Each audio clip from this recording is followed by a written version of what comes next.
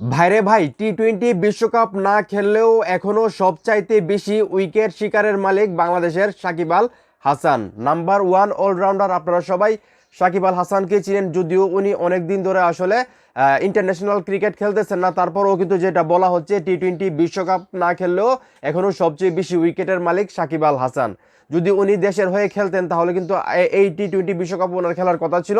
যদিও টি-টোয়েন্টি বিশ্বকাপে বাংলাদেশ জাতীয় দল খেলতেছে না, তারা টি-টোয়েন্টি বিশ্বকাপটা বয়কট করছে, তারপরেও কিন্তু সাকিব আল হাসান থাকলে হয়তো ব্যাপারটা অন্যরকম হইলেও হইতে পারতো। তো যেখানে বলা হচ্ছে বাংলাদেশের number one allrounder Shakib Al Hasan 50 wicket, তারপরেই কিন্তু আছেন পাকিস্তানের শহীদ আফ্রিদির অবস্থান, যিনি আসলে 39 উইকেট।